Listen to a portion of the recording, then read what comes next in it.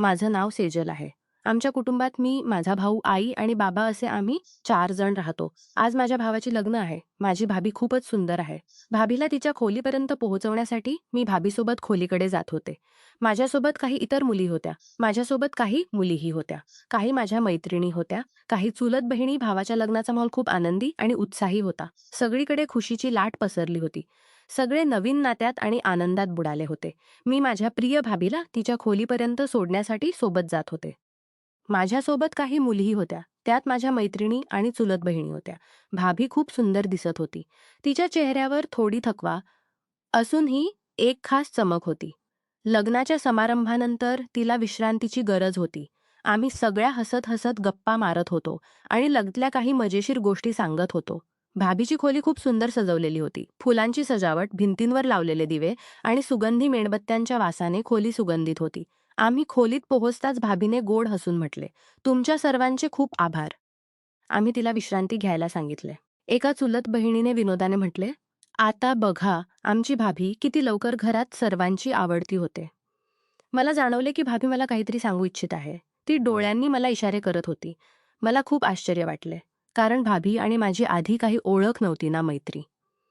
मग भाभी मला काय सांगू इच्छित होती? भाभी तर आपल्या नणंदेशी बोलणेही टाळते. आणि माझी भाभी होती की लग्नाच्या पहिल्या रात्रीच मला आपले काही गुपित सांगू इच्छित होती. मला खूप आनंद झाला. मी सगळ्या मुलींना खोलीबाहेर पाठवले आणि भाभीजवळ बसले.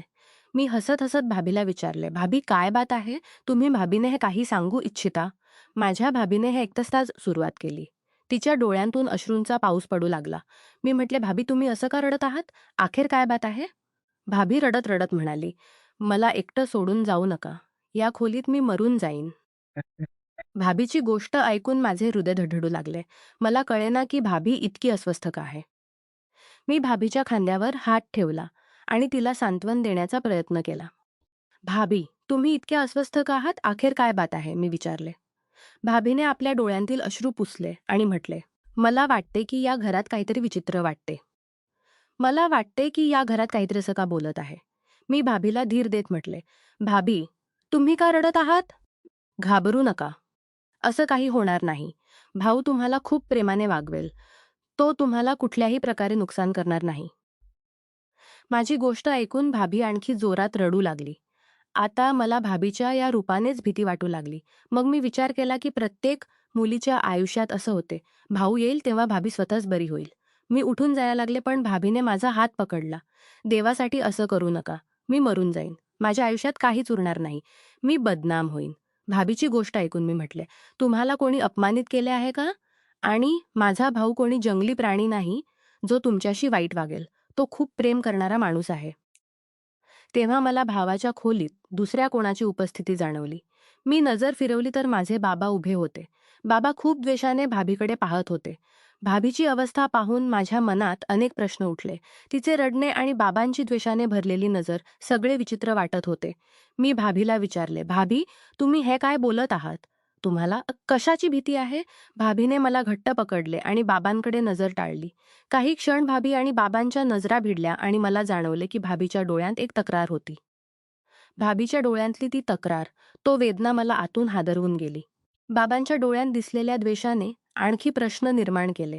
असं वाटत होते की बाबा आणि भाभीमध्ये काहीतरी आहे जे मला माहीत नाही. बाबांनी माझा हात जोरात पकडून बाहेर ओढत म्हटले, "चल बाळा, आजकालच्या बायका असंच ड्रामा करतात. इकडे ये." मी सुटायचा प्रयत्न केला, पण त्यांची पकड खूप मजबूत होती. मी शांतपणे त्यांच्यासोबत बाहेर आले, पण माझ्या मनात हजारो प्रश्न फिरत होते. भाभी खरोखर ड्रामा करत होती का? की तिच्याकडे खरोखर काहीतरी आहे, जे ती लपवत होती? बाबा मला सरळ माझ्या खोलीत घेऊन गेले आणि दार बंद केले. त्यांनी रागाने म्हटले, "तू या सगळ्यात पडू नकोस." मी बाबांना समजावत म्हटले. बाबा, भाभी खूप नर्वस झाली. मी भाभीला समजावत होते. भाभीने मला असं काहीही सांगितले नाही. ती फक्त म्हणत होती की मी तिच्या सोबत थोडा वेळ खोलीत राहावे. पण बाबा माझा हात ओढत मला बाहेर घेऊन आले आणि म्हणाले, "तू बाहेर ये. तुला एक गोष्ट सांगतो."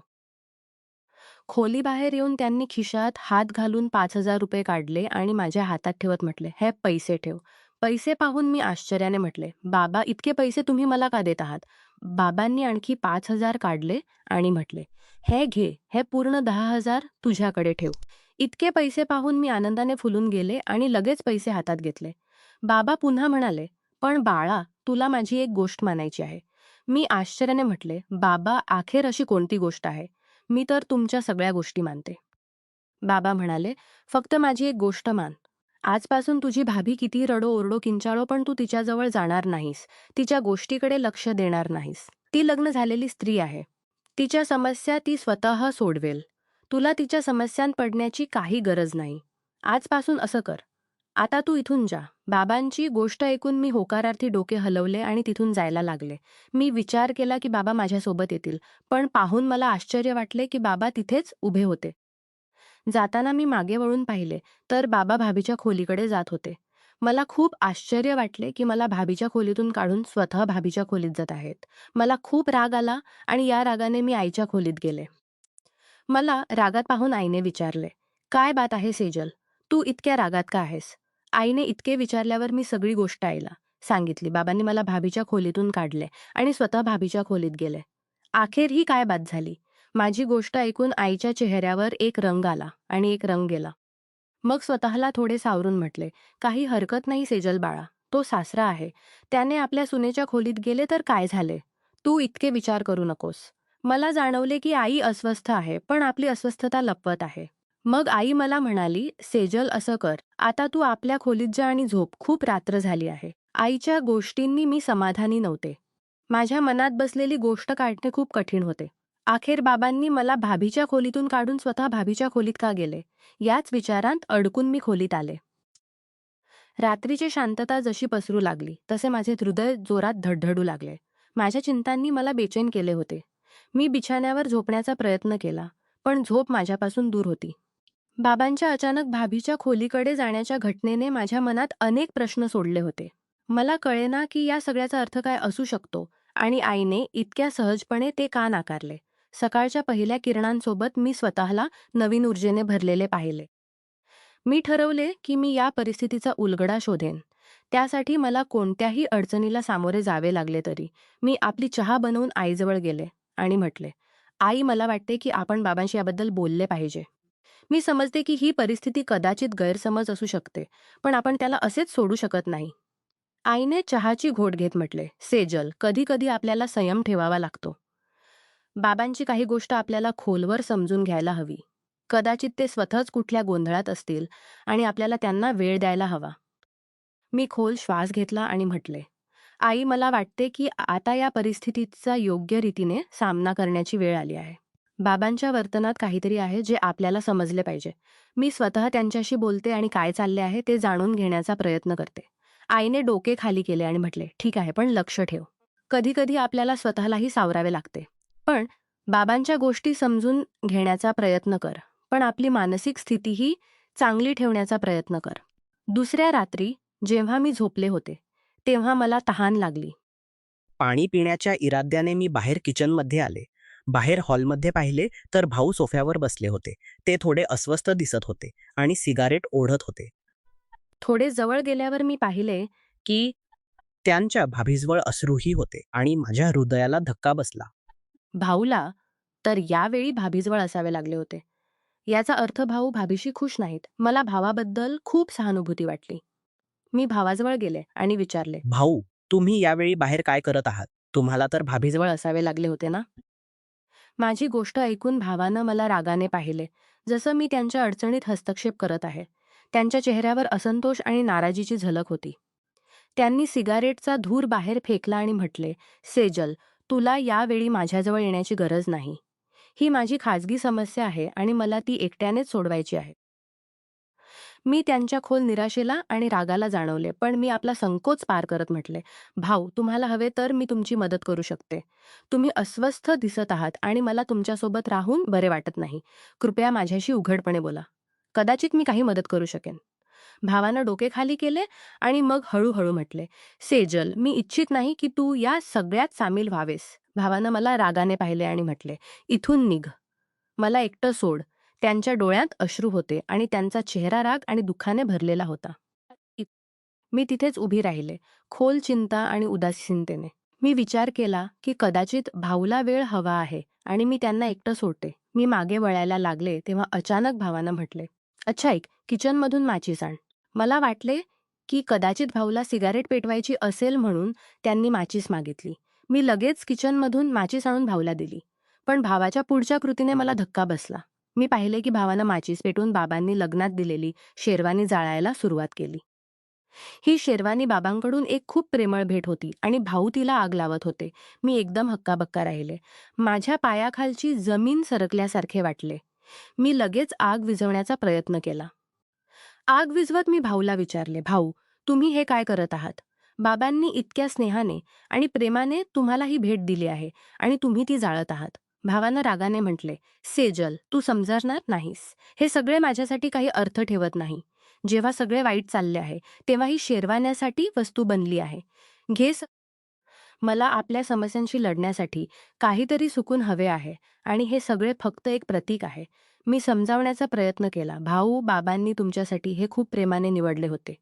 ही फक्त एक तुमच्यासाठी हे खूप प्रेमाची निशाणी आहे. तिला जाळणे तुमच्या निराशेच्या आणि रागाचा उपाय होऊ शकत नाही." तेव्हा भाऊ अचानक म्हणाले, "सेजल, इथून निघ. मला आता कोणतेही प्रश्न उत्तर करायची गरज नाही. आत्ताच माझ्या डोळ्यांसमोरून निघ." भावाचा राग पाहून मी कापू लागले आणि रडत आपल्या खोलीत आले. रात्रभर मला झोप आली नाही. कित्येक तासांनी माझी डे लागली पण सकाळी पुन्हा उघडली. बाहेर आले तर पाहिले बाबा सोफ्यावर बसले होते. मला पाहताच ते म्हणाले, "मी तर आपल्या सुनेसाठी नाश्ता बनवायला जातोय." खऱ्या मुली तर सून असतात. मुली तर पराया होतात. बाबांच्या मागोमाग मी किचनमध्ये आले तर पाहिले की खरोखर ते भाभीसाठी नाश्ता बनवत होते. मला पाहून आश्चर्य वाटले आणि बाबांना भाभीची इतकी काळजी का आहे? मी पुन्हा म्हटले, "बाबा, तुम्ही भाभीसाठी नाश्ता का बनवत आहात आणि तुम्हाला भाभीची इतकी काळजी का आहे?" माझी गोष्ट ऐकून बाबा म्हणाले, "ती माझ्या मुलाची बायको आहे. जर मला तिची काळजी नसेल तर कोणाची असेल? तुझी आई तर तशीच जहर ओकत असते. काय विश्वास की सूनला नाश्ता बनवून देईल की नाही?" इतक्यात आईही आली. ती थोडी बुजलेली दिसत होती. मला हैराण पाहून आणि बाबांना नाश्ता बनवताना पाहून मला समजावत म्हटले, "सेजल बाळा, तू बाहेर जाऊन वाट पहा. मी तुझ्यासाठी नाश्ता बनवून आणते." आईच्या आवाजात एक प्रकारची थकवा होती आणि मला वाटले की घरात तणाव आणि चिंतेचे वातावरण खूप खोल आहे. मी आईची गोष्ट मान्य केली आणि बाहेर जाऊन एका कोपऱ्यात बसले. विचार करत की सगळे कोणत्या दिशेने जात आहे. मला हे समजू लागले की बाबा आणि आईच्या आपसातल्या समस्यांनी त्यांच्या वर्तनावर परिणाम केला आहे. बाबा भाभीप्रती आपली जबाबदारी आणि स्नेह पार पाडण्याचा पूर्ण प्रयत्न करत होते, तर आईने आपली उदासी लपवून माझ्यासाठी नाश्ता तयार करण्याचा प्रयत्न केला. हे सगळे पाहून मला जाणवत होते की कुटुंबात अनकही समस्या आणि संवेदना आहेत, ज्या समजून घेण्याची गरज आहे. घरात सगळे खूप विचित्र चालले होते. मला कोणी काही सांगत नव्हते.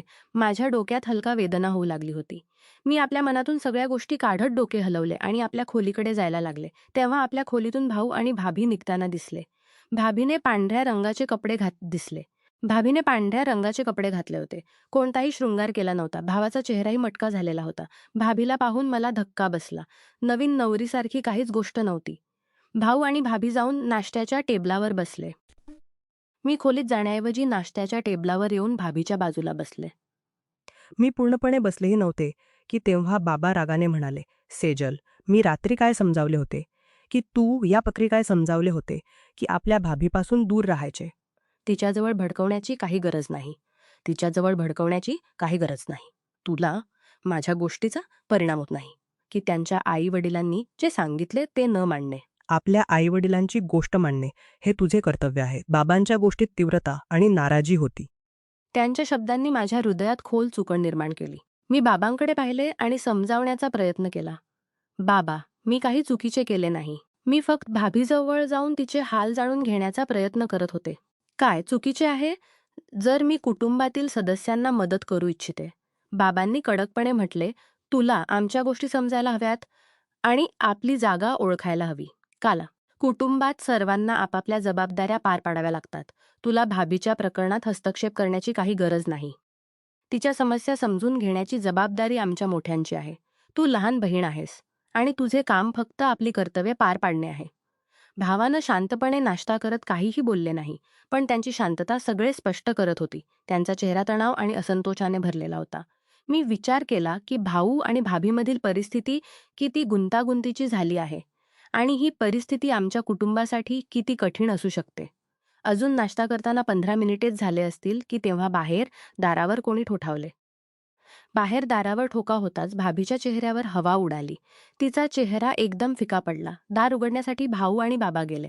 मागोमाग भाभीही गेली. मीही त्यांच्या मागोमाग जायला लागले की आईनुच्या बाबांनी काय सांगितले होते. जबरदस्तीने मोठ्यांमध्ये टांग अडकवण्याची काही गरज नाही. इथेच बस, नाश्ता कर आणि आपल्या खोलीत जा. बाबा, भाऊ आणि भाभी बाहेर गेले. 20 मिनिटेच झाली होती. पण ते अजून आत आले नव्हते. कळेना इतक्या वेळ काय बोलणी होत होती. येणारा माणूस कोण होता? आई शांतपणे बसून नाश्ता करत होती, जसं तिला काही फरक पडत नाही. अजून थोडा वेळ गेला होता की तेव्हा मला भाभीच्या जोरात किंचाळण्याच्या आवाजा ऐकू आल्या. मी एकदम उठून बाहेरकडे धावले. तेव्हा आईने माझा हात पकडला आणि म्हटले, "सेजल, तुला एकदा तरी समजत नाही. तुला या प्रकरणातून दूर राहायचे आहे." मी म्हटले, "आई, कळेना भाभीला काय झाले. ती का किंचाळत आहे. आपण बाहेर जाऊन पाहिले पाहिजे." आई माझ्या गोष्टीला काही उत्तर देत नव्हती. फक्त शांतपणे अश्रू वाहत होते. माझ्या ओरडण्या किंचाळण्यावर फक्त इतके म्हटले, "सेजल, मी काही करू शकत नाही. मला आपले घर वाचवायचे आहे. त्याला तोडायचे नाही. मी मजबूर आहे सेजल. मी काही करू शकत नाही." बाबा आणि भावानं बाहेरून दाराला कुलूप लावले होते. मी दार जोरात ठोठावत होते.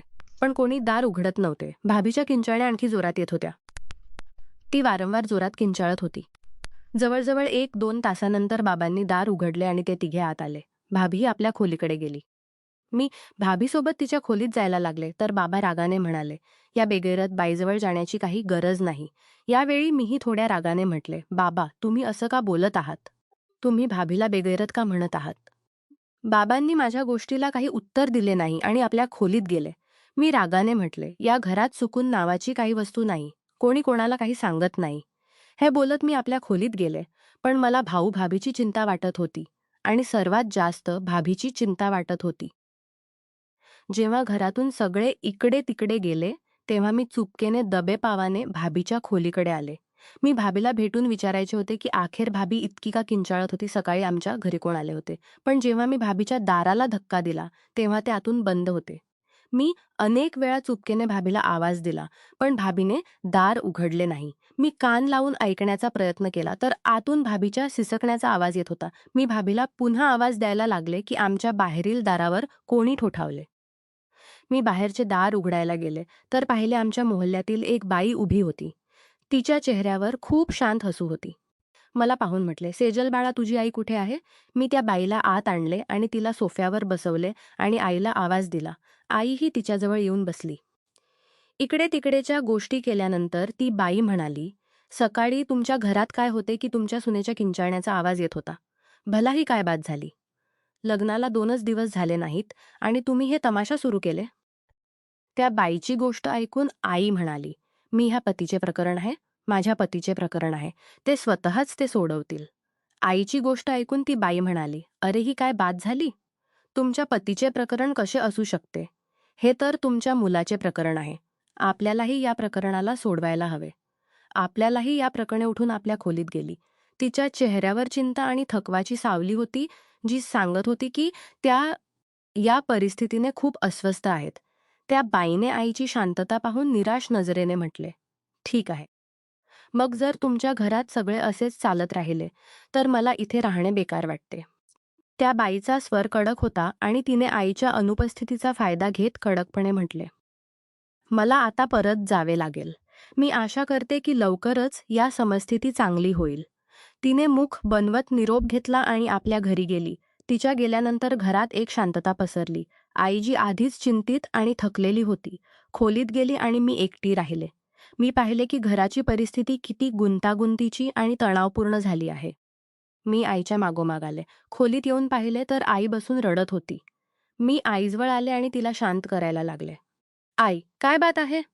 अखेर या घरात काय चालले आहे? कोणी मला काही सांगत का नाही?" माझी गोष्ट ऐकून आई म्हणाली, "सेजल, तू अजून लहान आहेस. यात पडू नकोस. तुझे बाबा सगळे सांभाळतील." इतके बोलून आईने चादर ओढून झोप घेतली. मग बाहेर आले आणि बाहेर सोफ्यावर येऊन बसले. मला 10 मिनिटेच झाली होती की भाभी आपल्या खोलीतून बाहेर आली. मला मला म्हटले, "सेजल, मला एक कागद आणि पेन दे." भाभी, तुम्ही कागद आणि पेन काय कराल? माझ्या विचारण्यावर भाभी मला रागाने पाहू लागली. मी शांतपणे पेन आणि कागद आणून भाभीला दिले. कागद आणि पेन घेऊन भाभी खोलीत गेले. मीही आपल्या खोलीत विश्रांती घेण्याच्या इराद्याने येऊन झोपले. घरात काय चालले होते मला काहीच समजत नव्हते. संध्याकाळी भाऊ ऑफिसमधून आले तर त्यांचे मुख मटकेले होते. खाणे न खाता आपल्या खोलीत गेले. अजून थोडाच वेळ गेला होता की अचानक घरात वादळ आले. भावाच्या खोलीतून जोरात किंचाळण्याचा आवाज येत होता. पण या वेळीचा आवाज भाभीचा नव्हता तर भावाचा होता. मी धावत भावाच्या खोलीत गेले तर पाहिले भाऊ खूप जोरात किंचाळत होते आणि रडत होते. आई बाबाही भावाच्या खोलीत आले होते. भाऊ किंचाळत म्हणत होते, "बाबा आशाला वाचवा, ती मरून जाईल. प्लीज बाबा आशाला वाचवा." भावानं भाभीकडे इशारा करत म्हटले. ती पडली होती आणि तिच्या तोंडातून रक्त येत होते. ते पाहताच माझ्या तोंडातून किंचाळ बाहेर पडली. भाऊ जोरात किंचाळत बाबांना म्हणत होते, प्लीज बाबा आशाला वाचवा. आपण तिला रुग्णालयात नेले पाहिजे." पण बाबा म्हणाले, "नाही, अजिबात नाही. आपण तिला रुग्णालयात नेणार नाही. तिने आपली मृत्यू स्वतः बोलावली आहे. ती आपल्या मृत्यूची स्वतः जबाबदार आहे.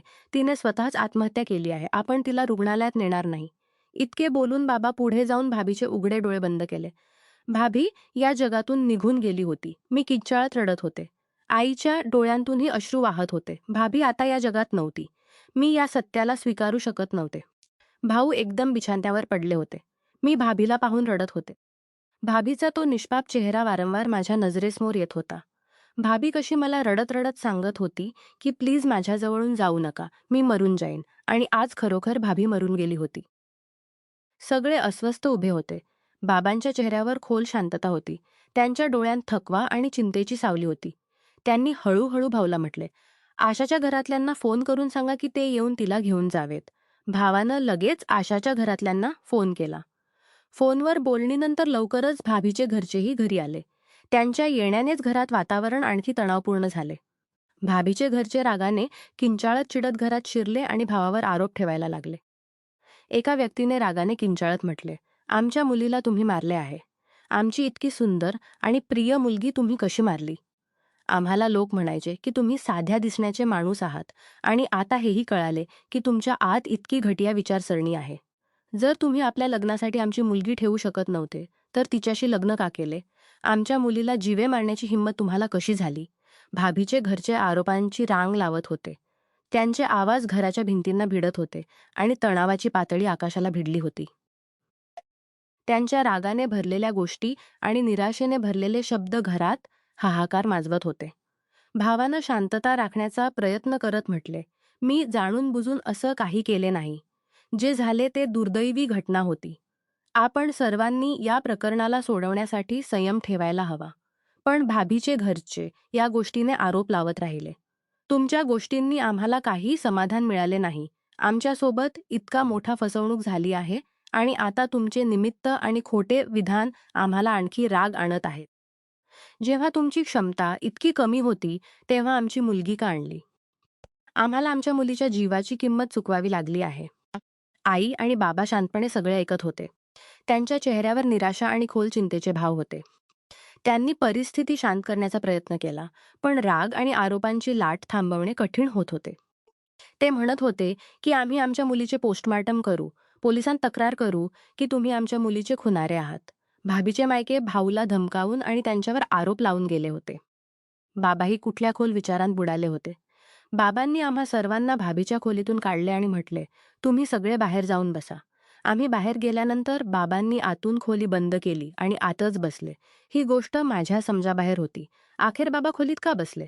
भाभीचे मायके भाभीची बॉडी घेऊन गेले होते, पण बाबा आत खोलीत बसले होते. ना बाहेर येत होते, ना आत कोणाला येऊ देत होते. काही वेळात आमच्या घरी पोलीस आले आणि भाऊला घेऊन गेले. खूप वेळ चौकशी केल्यानंतर पोलिसांनी भाऊला सोडले. पोलिसांची टीम आमच्या घरीही आली होती. बाबा घरातील कोणत्याही सदस्याला आत येऊ देत नव्हते, पण पोलिसांना आत येऊ दिले होते. कळेना बाबांनी पोलिसांना काय सांगितले. ते खोलीत फिरून फिरून सगळ्या गोष्टी पोलिसांना दाखवत होते. पोलीस सगळ्या खोलीची तपासणी करून गेले होते. आई आणि भावाचे रडून मोठे हाल झाले होते. अखेर मला राहावेना आणि मी रागाने फुटले. तुम्ही लोक मला काही सांगत का नाही? घरात काय चालले आहे? मला काहीच माहीत नाही. आता मी इतकी लहानही नाही की घराच्या प्रकरणात दखल घेऊ नये. माझी लग्नाची वय आहे. मलाही हक्क आहे या घरात काय चालले आहे हे सगळे जाणून घेण्याचा आणि तुम्ही लोक आहात की मला काही सांगतच नाही. बाबा काही वेळ माझ्याकडे पाहत राहिले. मग हात पकडून मला आपल्याजवळ बसून म्हटले, मी तुला सगळे सांगतो. तू जाणून घेऊ इच्छितेस. मोहल्ल्यात कशा कशा गोष्टी होत आहेत. अजून कुणाच्या घराची इज्जत होती, पण आता आशा या जगातून निघून गेली आहे. लोक तिच्याबद्दल वेगवेगळ्या गोष्टी बनवत आहेत, पण आपण तिचा भ्रम राखायला हवा. हे बोलत बाबांनी एक पत्र माझ्याकडे वाढवले.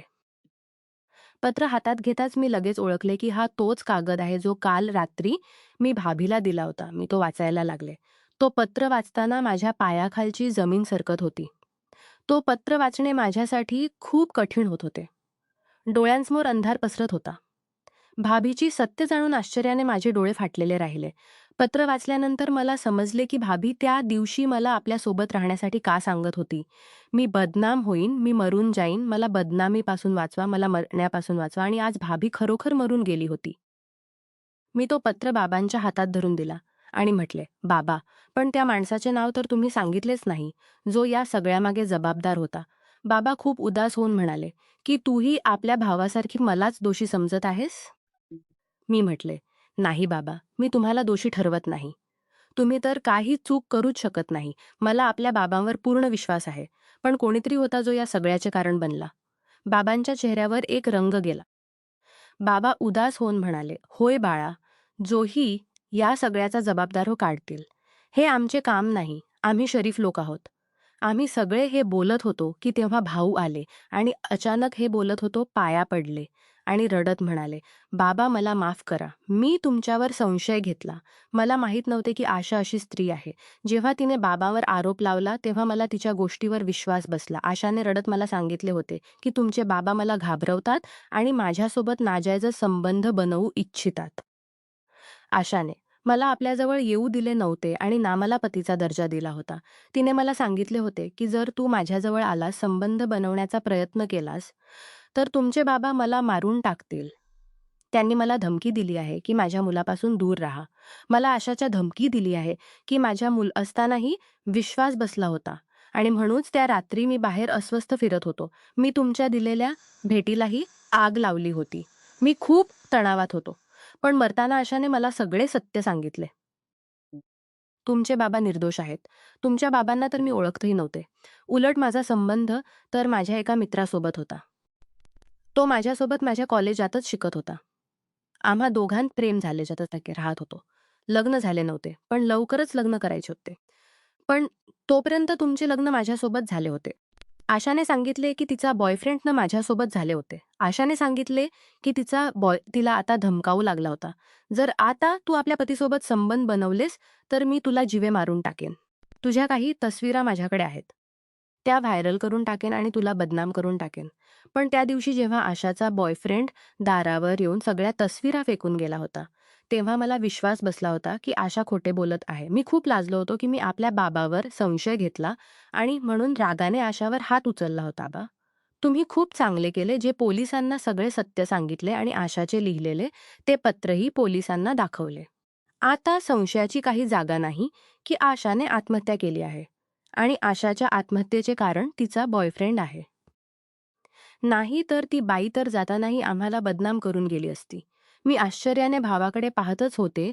पण बाबा, त्या दिवशी तुम्ही मला भाभीच्या खोलीतून काढून स्वतः भाभीच्या खोलीत का गेले होते?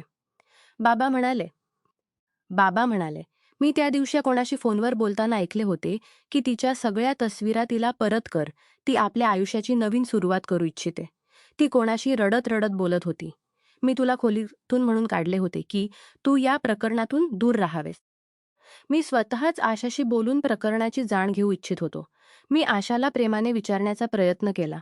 पण तिने मला काहीही सांगितले नाही. उलट ती माझ्यावर रागावू लागली की तुम्हाला लाज वाटत नाही नवीन नवरीच्या खोलीत असे येताना. मी तिला खूप समजावण्याचा प्रयत्न केला की तू मला आपल्या बाबांसारखेच समजू शकतेस आणि मला आपल्या मनातल्या सगळ्या गोष्टी सांगू शकतेस. पण तिने मला काही सांगितले नाही. मी आशाला विश्वासात घेऊ इच्छित होतो. म्हणून आशाला खुश करण्याचा प्रयत्न करत होतो. सकाळी उठून मी तिच्यासाठी नाश्ताही बनवला होता की आशाला माझ्यावर विश्वास बसावा की मी तिला आपल्या मुलीपेक्षाही जास्त प्रेम करतो. भावानं हात जोडून बाबांना पुन्हा एकदा माफी मागितली. म्हणाले, बाबा मला माफ करा. पण जे झाले ते चांगलेच झाले. आशा आमच्या आयुष्यात एक वाईट स्वप्नासारखी आली होती, जी लवकरच आम्हाला सगळ्या अडचणींपासून मुक्त करून गेली. मी आश्चर्याने भावाकडे पाहत होते. भावाच्या चेहऱ्यावर काही पश्चात्ताप नव्हता, ना दुःख, ना पछतावा. खरे म्हणतात की जी स्त्री आपल्या पतीशी एकनिष्ठ राहत नाही, त्या स्त्रीला पुरुष कधीही इज्जत देत नाही, मग ती कितीही सुंदर असली तरी. पण सत्य हे आहे की आशाच्या आत्महत्येने सगळ्यांना खूप दुःख झाले. भाऊलाही नंतर जाणवले की रागाने हात उचलणे आणि संशयावर विश्वास ठेवणे किती चुकीचे होते. बाबांनी पोलिसांना सगळे सत्य सांगितले आणि आशाचा पत्र दाखवला. पोलिसांनी चौकशी सुरू केली आणि आशाच्या माजी मित्राचा शोध घेतला. कुटुंबाने समजले की संशय, चुकीची माहिती आणि शांतता न ठेवल्याने किती मोठी हानी होते. आशाने जर वेळेवर कुटुंबाला किंवा पोलिसांना सांगितले असते तर कदाचित ही शोकांतिका टळली असती. आत्महत्या कधीही उपाय नसते. धमकी आणि ब्लॅकमेल ही गुन्हेगारी आहे आणि त्याला सामोरे जाण्यासाठी मदत मागणे हेच योग्य आहे. कुटुंबात विश्वास आणि उघड संवाद राहिला तर अनेक समस्या वेळेवर सोडवल्या जातात. सेजलनेही समजले की चुकीच्या संशयावर अंधश्रद्धा ठेवणे आणि लपवून ठेवणे कुटुंबाला किती मोठा धक्का देते.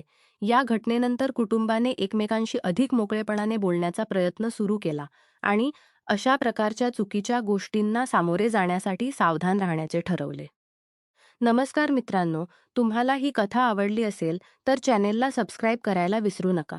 आणि यापेक्षाही अधिक रंजक व्हिडिओ पाहण्यासाठी माझ्या चॅनेलवर नुकताच अपलोड केलेला नवीन व्हिडिओ नक्की पहा. तो तुम्हाला खूप आवडेल, अशी मला आशा आहे.